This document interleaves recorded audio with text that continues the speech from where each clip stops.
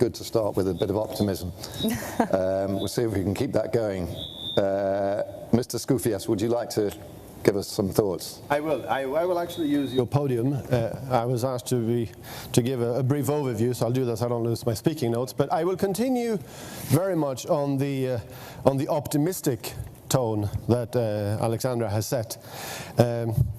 So let me start that off immediately. As we're talking about the Greek upstream sector, a successful Greek upstream sector can have transformative economic and strategic impacts. It could, of course, generate significant revenues, but it will also strengthen Greece's already positively transformed role in the European landscape on the back of projects like TAP, IGB, the expansion of the LNG capacity, etc. But of course, as we have also heard during this morning, anybody who thinks about deploying an upstream program in the 2020s must adopt a mindset that goes far beyond revenue generation. It must fit with the transition to a more sustainable, low-carbon energy mix. It must reflect much heightened expectations, public expectations, about how we optimize the environmental and socio-economic impacts. It must contribute to affordable energy and energy security. No time has that been as important as it is today following the conflict in Ukraine. So when the new board and CEO took over HRM in the end of 2020, we set out a strategy built on three fundamental pillars where we were trying to reconcile these critical criteria. Our first pillar and objective was revitalizing the Greek upstream sector. The second was to diversify, to capture as much synergy as we could and support the energy transition.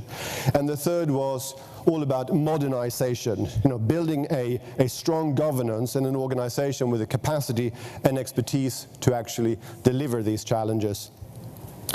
So, as you said, positive notes. Well, as we take stock of these challenges a year and a half to 2 years later today, I am very happy to say that we are no longer speaking of a vision of what could be. We are talking about what is actually happening.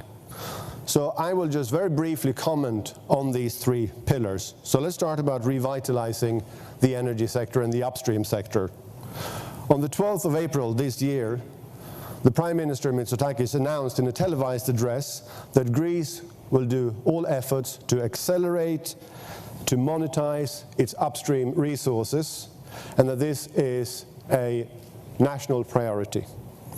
That announcement sent a very strong and clear signal to markets and investors, and it was of course preceded by an extensive analysis which included the Ministry and many here on the panel during 2021, and it was also preceded by two seismic studies that we started in the second half of 2021 that successfully concluded in January and February of this year. At the moment, we are now analyzing these studies with our partners, and we are working to advance in more locations. And speaking of partners, as many of you have seen, we were particularly pleased only a few weeks ago to welcome Exxon as they almost doubled their equity investment in the country and took operatorship in two of the country's largest blocks around Crete. Now, going forward, our focus is to advance this progress with our partners, Energean, Hellenic Petroleum, and Exxon and others, whilst we are working with the Secretary General, with the Ministries of Energy, Foreign Affairs, Development, and Finance to attract even more investors into this landscape. I'll move to the second part. How do we integrate this then? Well, it's not surprising, given what's going on, that Greek citizens are of course very eager to reap the financial price of an upstream sector. National polling shows overwhelming support. 86% of the population wants us to accelerate monetizing these natural resources. But in parallel, the same polling also shows that climate change is one of the biggest concerns among the populace. as is, of course, now energy prices and security. So environmental protection, climate, economic growth, energy security. We need to bring all these elements into account. This is very complex. We are not going to solve these challenges by having a binary mindset, fossil fuels versus renewables. We need to bring all the solutions to the table.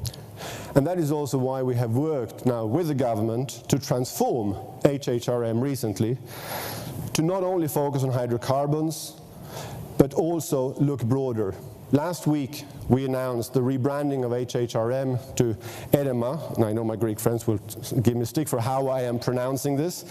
But going forward, we are going to look after the upstream sector, but we'll also support greenhouse gas sequestration, national gas storage, and support the efforts of expanding the Greek offshore wind sector.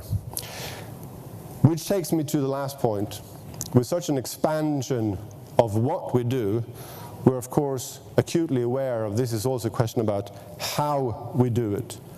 And the third pillar we set down in our strategy is all about that.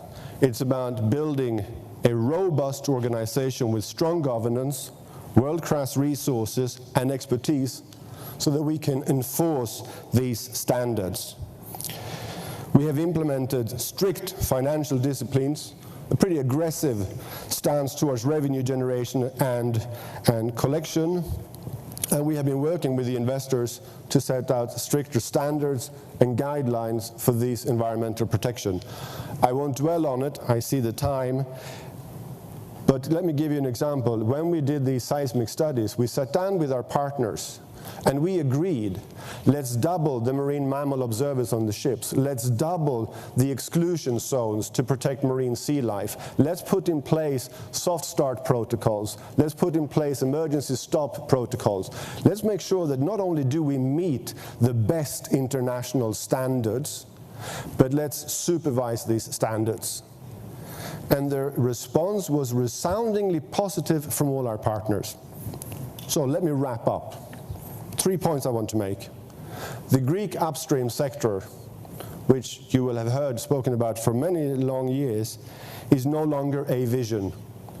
It is a reality that is in progress at a critical time when Europe finds itself intertwined in two crises, an energy cost crisis and an energy security crisis.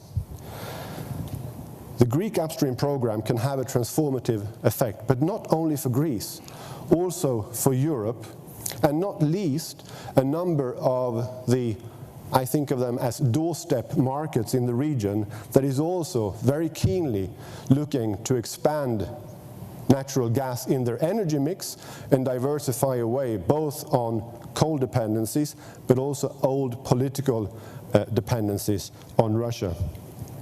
This program is going well forward. It is nascent, but we are also working with the partners in government, and I'm particularly pleased to have the Secretary General here today, to also ensure that we take this opportunity to build a modern structure around this that allows us to not only support the investors that many ministers spoke of this morning, but also, of course, hold them accountable to the highest standards that we today expect on environmental protection and our socioeconomic value creation. Thank you very much. Thank you very much. Thank you. The question is, given the combination of a complex development process for the energy sector in Greece and the immediate crisis that we're confronting because of the war in Ukraine, what is the one thing you would like to see this government do that you think would help even further, help you accelerate the development of your projects? Start with you.